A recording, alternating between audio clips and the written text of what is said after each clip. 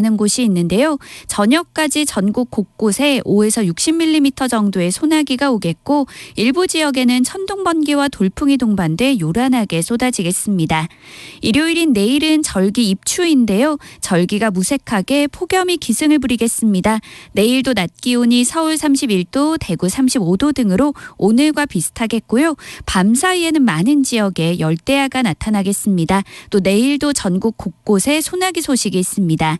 모레 월요일에는 수도권과 강원도, 충북 북부에 비 소식이 있습니다. 다음 주는 중부지방을 중심으로 비가 자주 오면서 중부지방은 폭염이 조금 누그러질 전망입니다. 현재 서울의 기온은 28.7도입니다. 송소진입니다.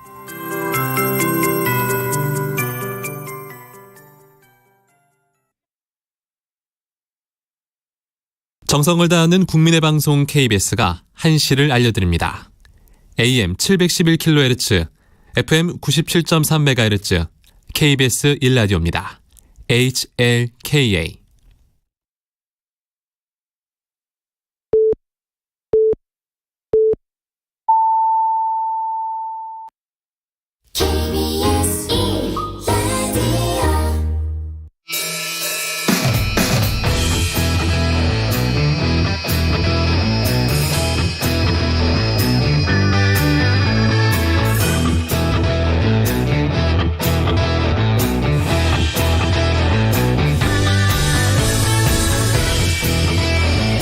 정관용의 시사본부 2부입니다. 매주 토요일 2부는 주요 정치 이슈들 거두절미하고 알맹이부터 끝까지 토론하는 끝장 토론 각설하고로 꾸며드리고 있죠.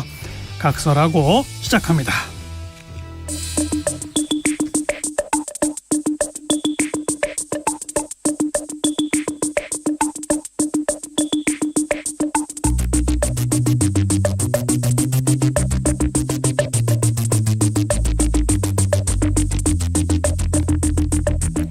뜸들이지 않습니다.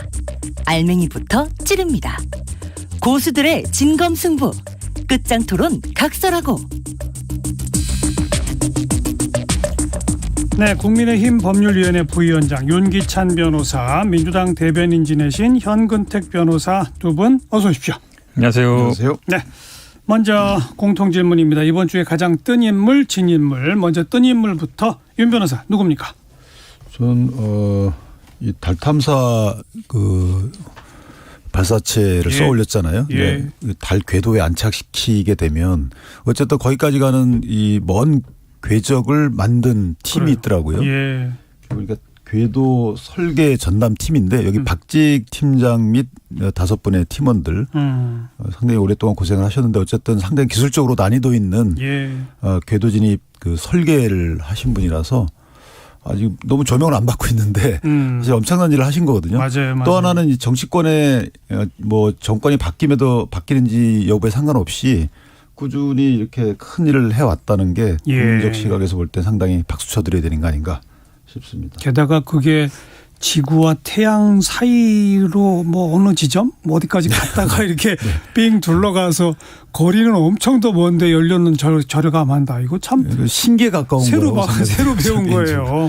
이해가 하여튼 제 머리로다가 하여튼 이해가 안 가는데 그러니까요. 과학적으로 풀어낸다는 것이 상당히 더 존경에 가까운 찬사를 보내드릴 것 같습니다. 예, 정치권 인물을 안 뽑으신 거 보니까 약간 피해가기 하잖아. 현근택 변호사 금주의 뜬 인물 누굽니까? 뜬 인물 김치 찾기가 참 어렵더라고요. 네, 찾기 어렵는데 저는 사실은 내시별로 좀 떴다고 보는데 약간 또 겹치는 것 같아가지고 약간 반합법 같긴 한데 건진법사가 그래도 좀 이번 주에 떴다고 봐요. 약간 물론 반합법이겠죠. 근데 이분이 왜 그러냐면 이제 대선 때 집중적인 조명을 받았거든요. 그리고 뭐 건진법사뿐만 아니라 건진법사가 결국은 어디랑 연결되냐면 이제 김건희 여사랑 연결되는 거거든요. 이번 주에 뜬 게 아시겠지만 뭐 대기업의 뭐 세무조사를 뭐뭐 해주려 한다. 인사 뭐 관련한다. 심지어 뭐 총선에 관련 주겠다고 주변 사람 만나고 다닌다. 이 얘기 나왔는데 이게 왜 중요하냐면 건진법사 예전에 관련됐을 때 결국은 아마 그 무슨 복지에 대한 얘기가 나왔었잖아요. 네, 거기에 아마 히림이라는 건축사에서 뭐 그 당시에도 1억 뭐 후원했죠. 법인 설립할 때 만들어냈는데 그 당시에 이현동 전 국세청장이 7억인가 그 복지대를 냈었거든요. 근데 그 당시 얘기 들어보시면 아마 그분들이 이제 영남대 쪽 라인들인데 거기에 7억 낸 분이 누구냐면은 그 무슨 회계법인이었어요. 그 관련된 국세청 나오신 분들. 그게 결국은 다 세금이랑 관련된 부분들이에요.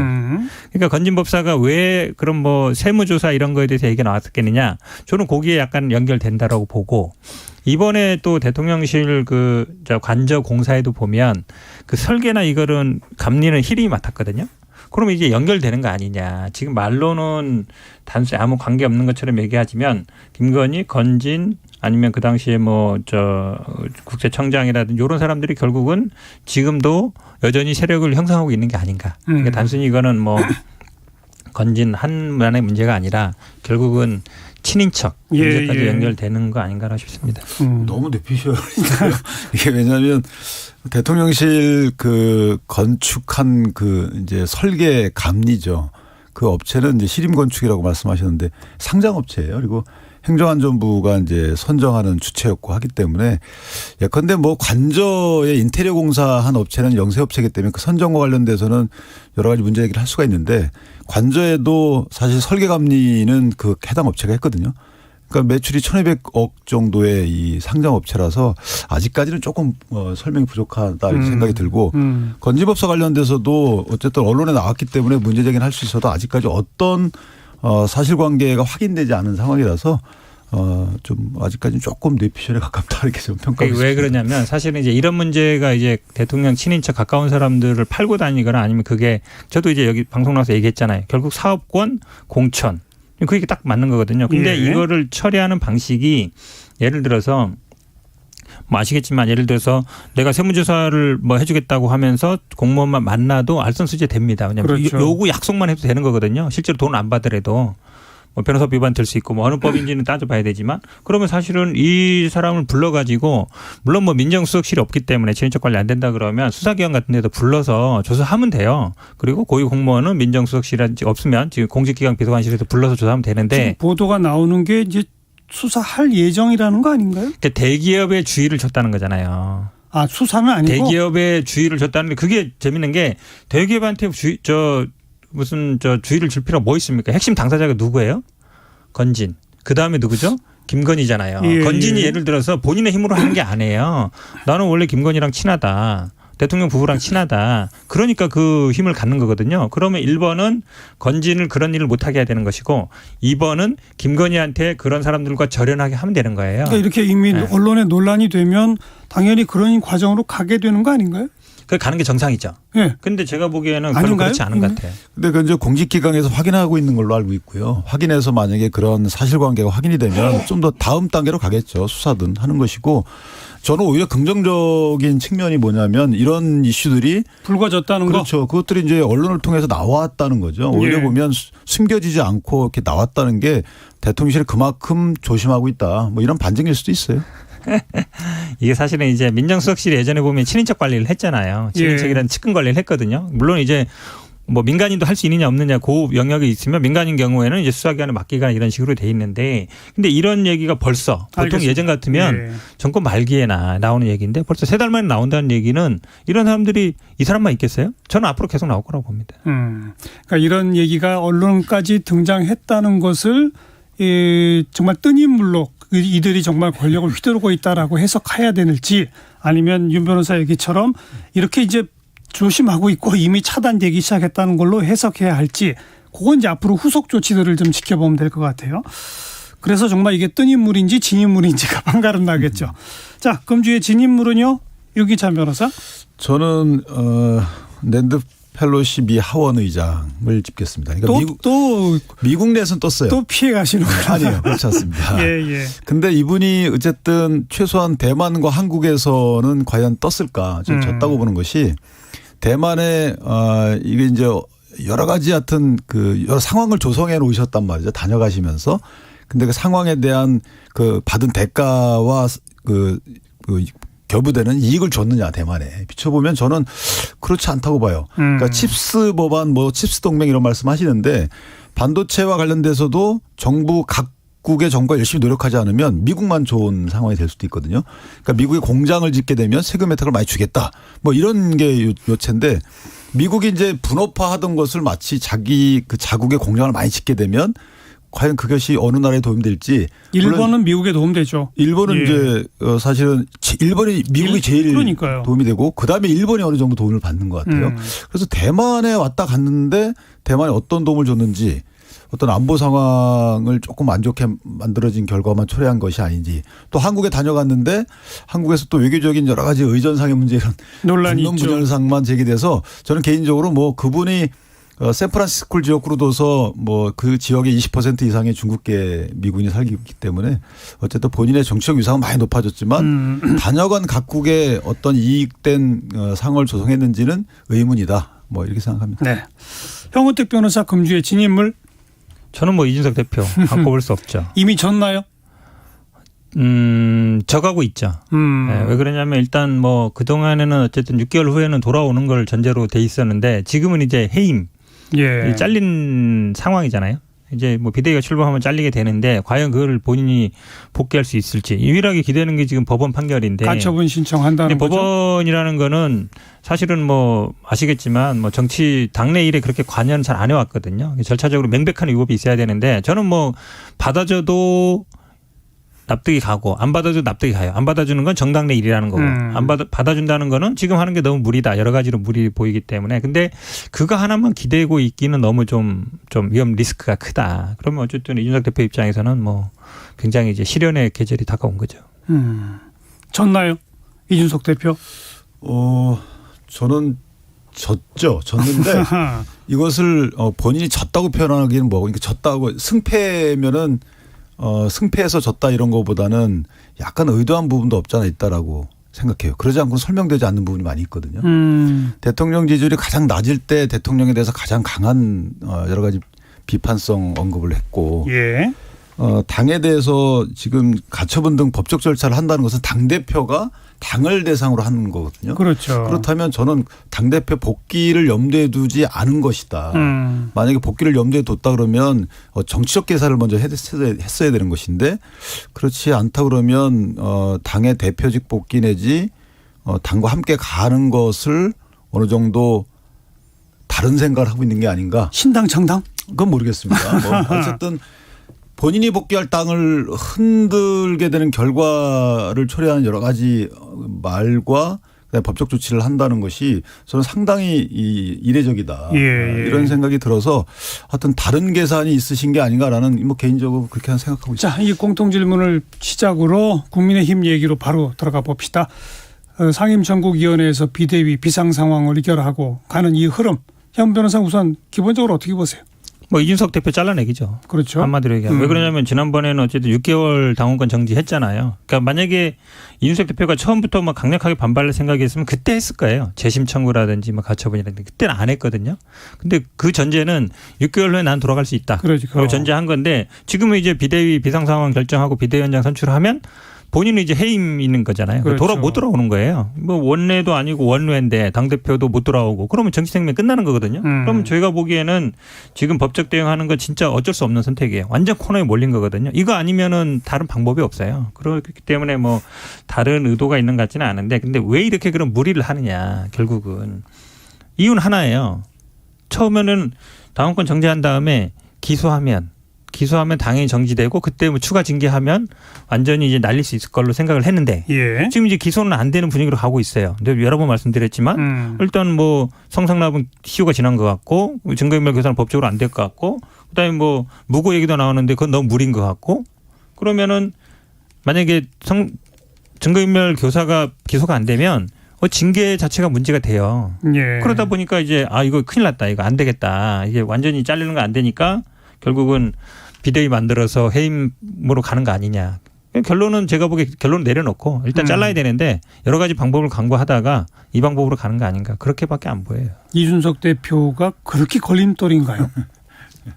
아니 싫어하잖아요. 윤석열 대통령이 싫어하고 연예관들이 싫어하잖아요. 그럼 걸림돌이죠. 그런데 이제 저 전제는 이준석 대표가 내년 6월까지 당대표 임기를 채운다면 어떠한 정치석에 대해 지장이 있어야 되는데 아무 지장이 없어요. 그러니까 이게 마치 이준석 당대표는 처음에 그런 얘기를 안 했어요. 그런데 주변에서 이준석 당대표를 쳐내기 위해서 뭐 징계 절차도 진행이 됐고 지금 비대위 체제로 전환도 되고 이렇게 얘기하는 것인데 그거는 저는 어떻게 보면 뭐 박해 이런 모양새를 취하기 위한 것이고 내년 6월까지 이준석 당대표가 당대표를 수행한다고 해서 누구한테 어떤 뭐 손해가 되겠습니까? 전혀 그런 게 없어요. 공천권도 없어요. 혁신이? 그럼 혁신을 공격하지 이준석 당대표를 공격할 이유도 없고 혁신이도 마찬가지로 이전에 일각에서 걱정하는 것 이상의 행동을 하지 않고 있고 하기 때문에 이것은 이준석 당대표가 본인 주변에서 일어난 일에 따라서 징계를 받은 거예요. 지금 이제 변호사님 말씀처럼 만약에 이준석 당대표를 제거하려고 했으면 그때 무리수를 둬서라도 뭐 제명하죠. 그때 뭐 이렇게 어렵게 끌고 가겠습니까? 만약에 이준석 당대표가 징계 처분을 받은 이후에 당이 또 지지율이 올라가고 하게 된 비상 상황이 아닌 거 아니겠어요?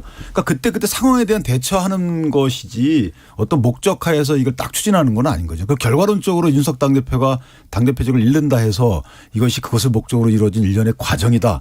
저는 아직까지는 뭐 그렇게 보고 있습니다. 그런데 윤기찬 변호사 입에서 내년 6월까지 이준석 당대표가 있으면 누구한테 손해가 되고 당에 무슨 문제가 있냐는 말이 나오니까. 그런데 사실 지금 윤리위원회에서의 문제, 그다음에 지금 요번에 또 갑자기 뭐 일부 최고위원 사퇴, 비대위 체제로 가는 일련의 과정이 좀 무리하다는 느낌은 없으세요? 어떤 측면에서 그러니까 일각에서 아니 굳이 저렇게까지 해야 돼? 이준석 대표가 있으면 무슨 문제가 있다고? 이렇게들 의문부호를 찍는데 지금 이제 별 문제가 없다. 내년 6월까지 당대표를 해도.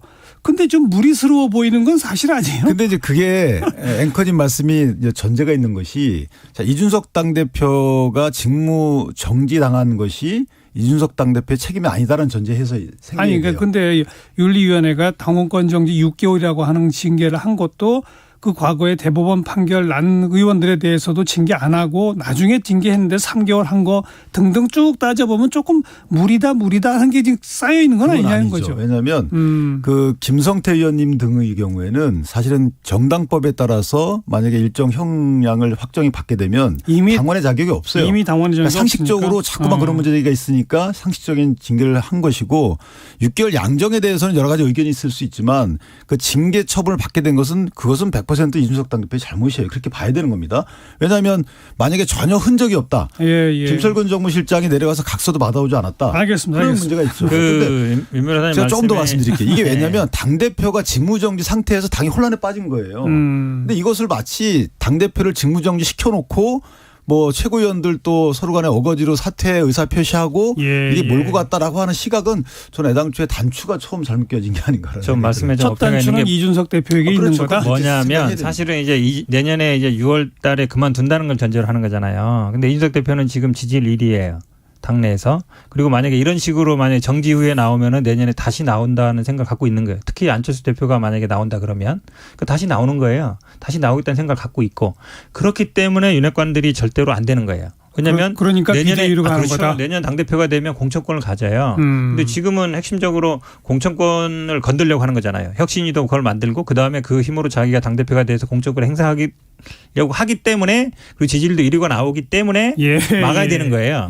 그래서 사실은 이 무리인 것 같고 사실은 뭐 지금 말이 안 되죠. 징계뿐만 아니라 아니 최고위원들이 갑자기 사퇴했다가 다 들어가서 또 전국위 할 때는 결의하고 사퇴한 분들이 왜 또 결이 들어가요? 그다음에 권선동 원내대표도 직무대행 사퇴한다고 했다가 직무대행으로 해서 이 회의도 주재하고 일을 하고 비대위원장 임명권도 갖겠다고 또 당원 당규도 바꾸고 그런 거 보면 누가 봐도 이거는 결론 하나예요. 이준석 대표 잘라내야 된다. 근데 그 방법을 여러 가지 이렇게 강구하다가 이제 이 방법밖에 없는 거죠. 그러니까 비대위 만들어서 임하는 거. 현건택 변호사가 보기에 이 국민의힘에서 비상상태다, 비상상황이다라고 규정한 것의 핵심은 이대로 가다간 이준석 당대표가 다음 전당대회에 또 나와서 될 것 같으니까 비상이다. 이렇게 본다는 거죠? 근데 저 주장 어떻게 보세요? 이준석 당대표의 지지율이 1위 하는 건 맞죠. 26%, 23%. 근데 이분이 처음에 당대표 당선될 때 43%가 얻었어요. 차이가 많이 났단 말이에요.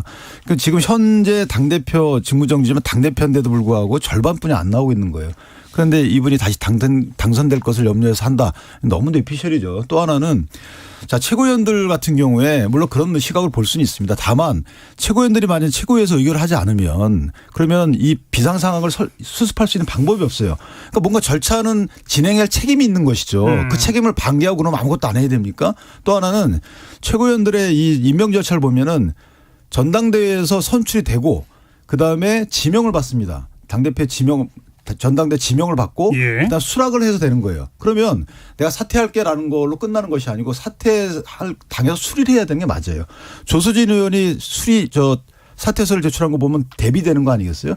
그러니까 법률적으로 따진다 하더라도 그런 공간이 열려 있는 거라서 저는 그럼에도 불구하고 정치적으로 야, 나 사퇴 의사였으니까 나 몰라 아무도 그럼 예. 최고위원의 의결을 거쳐서 전당대 상임전당 이거 누가 소집합니까? 그러니까 그건 상당히 무책임한 시각이고요. 아니 제가 보기에는요. 결론을 내려놓고 하는 게 일단은 규정이 그렇게 돼 있잖아요. 당대표 결이 되거나 최고위원 기능 상실. 그래서 등 이렇게 돼 있긴 하지만 처음에 이제 최고위원 기능 상실이 뭐냐 뭐 과반이냐 전부냐 이러다가 그게 안 돼. 그러니까 기능 상실 되는 등 당의 비상 상황이라 그러니까 이제 비상 상황만 얘기하는 거예요. 한마디로 얘기하면 지지율 떨어지고 비상 상황이라고 규정하면 되는 거죠. 그러니까 근데 그 비상 상황이 뭐가 비상 상황이냐? 한마디로 얘기하면 이제 문자가 공개되면서 뭐 내부 총질을 하는 그러면서 이제 지지율도 떨어지고 막 이랬거든요. 근데 그 원인을 초래한 게 누구예요? 대통령하고 권성동 원내대표예요. 근데 그 사람들이 오히려 책임을 지고 만약에 권성동 원내대표가 이렇게 됐으니까 나 책임지고 물러나겠습니다. 뭐 원내대표를 다시 뽑는다. 그러면 이해가 가요. 밖에 가만히 있던 이준석 대표 6개월 동안 정지받아 가만히 있던 대표를 갑자기 몰아낸다라는 게 이분들의 목적인 거잖아요. 그러니까 약간 이상하죠. 근데 이제 이게 이준석 대표 그냥 있었나요? 또 하나는 물론 누구한테 다 책임이 있죠. 당 구성원 지도부 전체가 다 책임이 있어요. 자, 책임 소재는 나중에 따지는 거죠. 일단 당의 비상 상황을 조기 안정시켜야 되는데 이 비상 상황이냐 아니냐는 상임 최고위에서 당원 해석 기능이 있단 말이에요. 유권 해석 기능이 있어요. 이렇게 유권 해석 받은 거예요. 예. 만약에 안 받았으면 이런 비판이 있어도 되지만 유권 해석을 받은 마당에 비상 상황이냐 아니니라고 페이스북을 통해서 또 선후 관계 따지고 하는 당대표의 언행이 이게 맞는 겁니까? 아니면 비상 상황임을 규정하고 당의 안정을 위해서 노력하는 지도부의 행태가 맞는 거냐. 예. 예. 저는 이거는 좀 당원들이 보는 시각이 있다고 생각을 해요. 아무튼 중대한 국면 전환이 생긴 것만은 분명해요. 윤리위 징계 직후에 그때도 논란이 있었습니다만 권성동 원내대표 주도로 당대표 직위는 그대로 있고 직무대행을 내가 한다. 6개월 후에는 이준석 복귀한다로 잠정 정리되는 듯 했습니다. 근데 그게 이제 몇 주 못 가서 결국은 비상상황 비대위 조기 전당대회 그리고 그 조기 전당대회에 뽑힌 사람은 이제 차움 총선 공천권까지 갖게 되는 그리고 이 현재 시나리오라면 조기 전당대회에는 당원권이 없는 이준석 현 대표는 출마 못하는 뭐 이렇게 중요한 국면 전환이 있었던 것만은 사실이에요. 이렇게 아까 가처분 신청이 유일하게 법적 대응할 수 있는 거다라고 했는데 현 변호사가 이거는 아마 당내 문제에 관여 안 하는 법원의 관례상 안 될 가능성이 높다라고 봤잖아요. 윤 변호사 생각은 어때요? 저는 뭐 될 가능성도 있다고 봐요. 있다고 봐요. 왜 그러냐면 이게 아마 비대위원장 선임을 지금 추인 9일 날 한다는 거잖아요. 그러면 아마 제가 보기 접수는 10일 정도에 할 수 있을 가능성이 높아요. 비대위원장 직무 정지가 되겠죠. 네. 가처분이 되고 아마 본하는 그 결의 자체가 무효다 이걸 갈 것 같은데 이게 사실은 뭐 초유의 일이죠. 근데 지금 모든 언론들이나 얘기하는 것처럼 뭐 그 법도 새로 바꾸고 사퇴한 사람도 다수 들어가고 그다음에 결론은 6개월 정지였는데 그게 해임으로 돼버리고 근데 해임을 누가 시키느냐 그 권한이 없어요. 누가 했는지 그냥 비대위 만드니까 해임된다. 상임정국위원회가 한 거죠. 근데 당대표는 전당대회에서 선출된 사람이잖아요. 예. 전당대회고 최고 어쨌든 대의기관이거든요. 그 밑에 있습니다. 상임위원. 근데 전당대회에서 선출한 당대표를 그냥 여기서 해임해버리는 거잖아요. 그거가 지금 가처분 신청의 그렇죠. 쟁점이죠. 그게 원인이 된다 그러면 물론 이제 판사 입장에서는 이게 당원도 개정하고 직무대행한테도 이제 비대위원장 선임할 권한을 줬고 했는데 그리고 이 당내 문제에 대해서 법원이 관여할 수 있느냐 요 고민을 할 것 같지만 절차적인 문제, 그러니까 해석의 문제, 절차적인 문제가 있기 때문에 제가 보기엔 받아들일 가능성이 있어요. 윤 변호사님.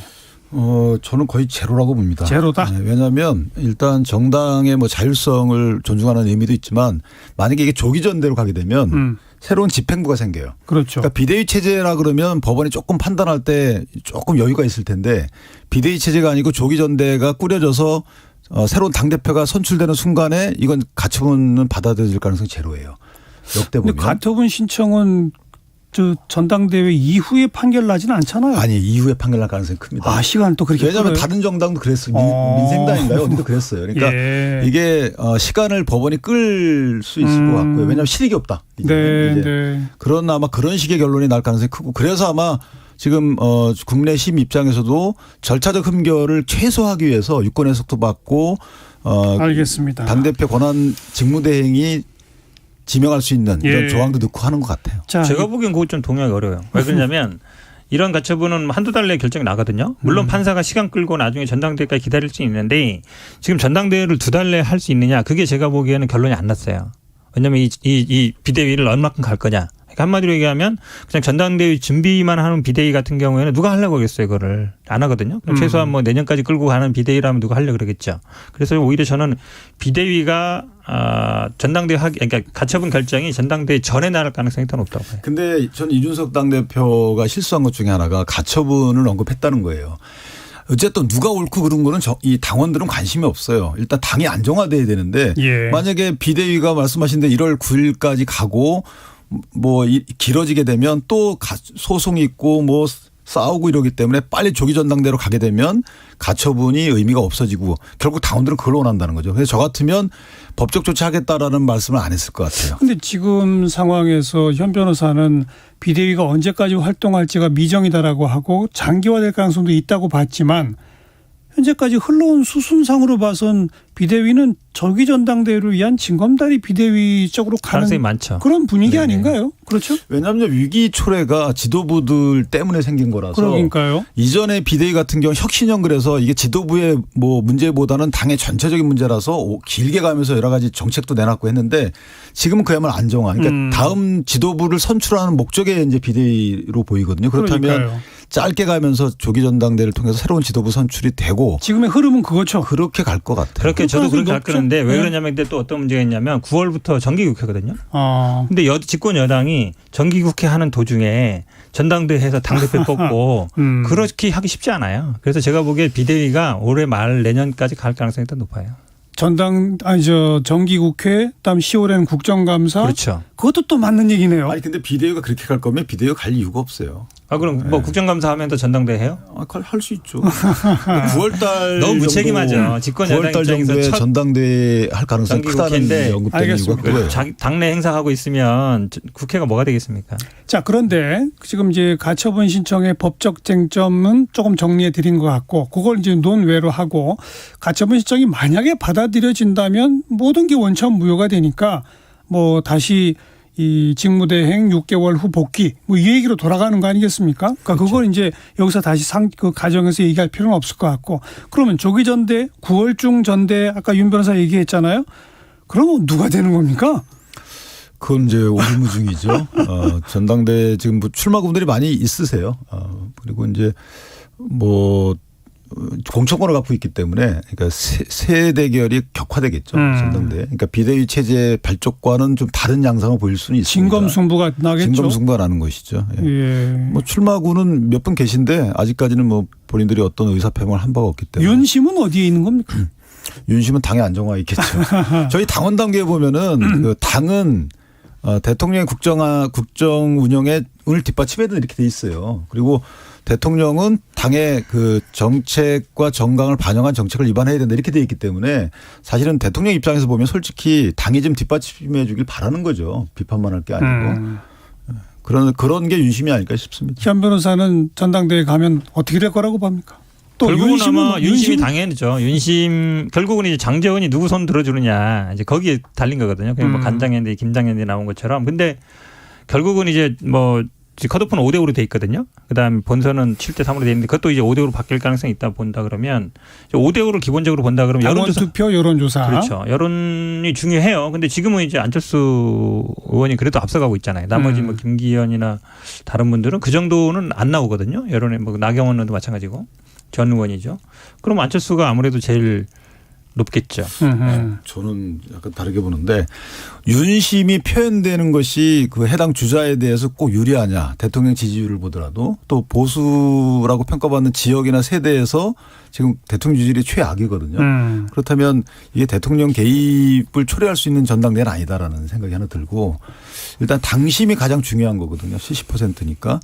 그러면 안철수 대표와 뭐 김기현 전 원내대표, 나경원 전 원내대표 등이 이제 주자군으로 보이는데 글쎄요. 김기현 원내대표 얘기도 많이 나오고 있는 상황이고 안철수 의원도 많이 나오고 있는 상황인데 제3자가 나올 가능성도 있죠. 또 누구요? 그건 뭐 아직 모르겠습니다. 아니 저는 근데 이해가 어려운 게 지금 이준석 대표 몰아내는 건 누가 봐도 윤심이잖아요. 몰아내는 게 사이 몰아내는 아니, 맞죠. 그럼 가만히 그럼 6개월 있다 돌아오면 되는데 어쨌든 몰아내는데 내는 윤심이 작용하는 게 딱 맞는데 그다음 그 후에 당 대표 선출할 때는 윤심 관계 없다 그러면 그걸 누가 믿겠어요. 그럼 가만히 있다가 그냥 돌아왔다가 나중에 하면 되죠. 아니 그럼 그게 어폐가 있는 게 그렇게 따지면요. 윤심이 당심이네요. 윤심 민심이고. 아니, 대표를 밀어주는 당대표를 사람이 선출하는데 윤심이 절대적이다 그러면 이미 왜 그럼 다 장제원 눈치 보고 있겠어요. 지금까지 흘러온 국면상 중요한 국면 전환이 이루어졌다까지는 다 동의를 했는데 그럼 그게 어디로 향해 가느냐는 아직은 오리무중 이렇게 말해야 할 것 같고요. 이준석 대표는 그동안에는 강하게 반발하면서도 윤 대통령을 직접 겨냥한 발언을 안 해왔습니다. 그런데 연속해서 윤 대통령을 직접 겨냥한 발언을 하고 있지 않습니까? 이준석 대표에게 남아있는 선택지 앞으로의 미래는 어떻게 될 거라고 보세요? 그리고 갑자기 그러니까 대통령을 직접 거론하는 이유는 당연한 거 아니겠어요? 나를 몰아내는 거는 대통령의 뜻이다라고 생각하기 때문에 그런 거죠. 그동안에 어찌 보면은 징계만 받았을 때는 그래도 돌아올 기마령이 있었는데 지금은 이제 못 돌아오게 생겼으니까 당연히 이제 핵심을 찌를 수밖에 없는 것이고 뭐 저는 만약에 가처분이 받아들인다 그러면 이준석 대표가 키를 쥐는 거예요. 왜냐하면 뭐 그러면 당연히 되는데 만약에 못 받아들였을 경우에도 어쨌든 쫓겨난 거는 맞거든요. 쫓겨난 이미지는 남는 거예요. 그러면 윤석열 대통령이 막 지지율이 오르고 막 이게 이렇다 그러면 돌아올 틈이 없어요. 근데 지금 별로 안 그렇거든요. 그렇죠. 그리고 내년이 들어가면 어떤 상황이 되냐면 이제 총선 국면에 넘어갑니다. 1년 전부터는. 그러면 당연히 이제 출마하시는 분들도 다 고민을 할 거예요. 대통령과 같이 가야 될지 안 가야 될지. 그러면 본인도 제가 보기에 정치적인 공간은 열릴 거라고 봐요. 신당 창당도 가능성? 그렇게까지는 안 할 것 같아요. 신당 창당해서 지난번에 밖에 뭐 바른정당 나가는데 제대로 안 됐잖아요. 그런데 그럼 그게 아니면 본인은 6개월 후에 당원권은 회복된다 하더라도 이미 새 지도부가 다 짜여져 있고 거기에 공천권이 다 있고 무슨 정치를 할 수 있을까요, 당내에서? 쉽지는 않은 상황일 수 있는데 결국은 윤석열 대통령과 사실은 윤석열 대통령 아시겠지만 예전에 박근혜 대통령처럼 강력한 뭐 팬덤이 있거나 강력한 따르는 사람이 있는 게 아니에요. 윤석열 대통령은 그냥 대통령 지위에 있기 때문에 지금 힘이 있는 거거든요. 근데 지지율도 빠지고 영향이 빠지면 사실 당에서 오히려 더 빨리 손절할 수도 있어요. 총선 앞두고 특히 수도권이라든지 아니면 원외에 있는 분들은 지지율 보거든요. 알겠어요. 대통령 옆에 있는 게 도움이 되면 가겠지만 도움이 안 되면 당연히 제가 보기에 손절할 가능성이 많고 그러면 당연히 이준석 대표한테 기회가 오겠죠. 이준석 대표의 지금 이제 언행은 야당의 언행이에요. 그러게요. 네, 그러니까 야당은 선택한 것이고 저는 지극히 개인적인 생각입니다. 가처분 운운하고 있는 것은 가처분이 인용될 것을 보는 게 아니고 그러니까 당을 사실은 이제 흔드는 거죠. 그리고 대통령도 지지율이 가장 낮을 때 대통령도 흔들고 있어요. 그런 야당의 아주 극히 야당의 행태예요. 그렇다면 저는 당내에 머물러 있을 것으로 보지 않는다. 뭔가 총선 국면이기 때문에 이준석 당대표 입장에서는 어떤 정치적인 세력화할 수 있는 팬덤층이 있어요. 그렇기 때문에 총선 국면에서 그 팬덤층을 활용한 본인이 뭐 의석 확보 어느 정도 해서 나중에 뭐 보수 성향의 기타 남아있는 여러 정당들과의 뭐 다음 대통령 후보의 이 연대 문제는 있을 수 있는 거라서 저는 그런 식의 큰 판으로 갈 것이다. 신당 창당 구상. 네, 당내에서는 이제 싸움의 의미가 없어요. 이준석 당대표는 당내에서 또 이겨봐야 의미도 없고 이미 이제 졌고 그렇기 때문에 야당의 역할을 할 것이다. 왜? 만만하거든요 지금. 대통령 지지율이 그렇잖아요. 시기도 아주 좋아요. 그 상황이 딱 들고 나온 거라서 상당히 약점을 보인 대통령의 목을 물었다. 그래서 이 부분은 야당의 역할로 본격적으로 갈 것이다라고 생각합니다. 이준석 대표가 그렇게 목을 물 정도가 아니라 지금 목을 물려가지고 지금 죽기 목을 물린 게 아니라 이준석 당대표가 대통령 목을 물었죠. 누가 누구 목을 그렇게 물었는지. 센지 잘 모르겠는데 쫓겨나는 자, 당대표가 지금 후반부에 그 대통령의 지지율 얘기가 쭉 나왔는데요. 그 얘기 잠시 후에 좀 본격적으로 또 해보도록 하겠습니다. 1시 33분이네요. 잠깐 교통정보 전해드립니다. 오수미 씨. 네, 이 시각 교통정보입니다. 오늘 비 소식에 휴가 차량들 적은 편이었는데 귀경길 정체도 평소보다 빠르게 시작되면서 정체 구간 조금씩 늘고 있습니다. 먼저 서울 양양고속도로 서울 방향으로 인제에서는 승용차 간 추돌 사고가 발생했습니다. 2차로를 차단하고 수습 조치를 하고 있고요. 여파로 정체가 되고 있습니다. 이후 서울로 다 와서는 남양주에서 강일까지 6km 막히고 있습니다. 영동고속도로 강릉 쪽으로도 대관령 1터널에서 승용차 사고가 있었고요. 처리는 이제 막 마무리가 됐지만 여파가 남아 대관령 나들목부터 2km 정체입니다. 이전에 면온에서 봉평터널까지도 지나기가 어렵습니다. 반대 인천 쪽으로도 정체가 시작돼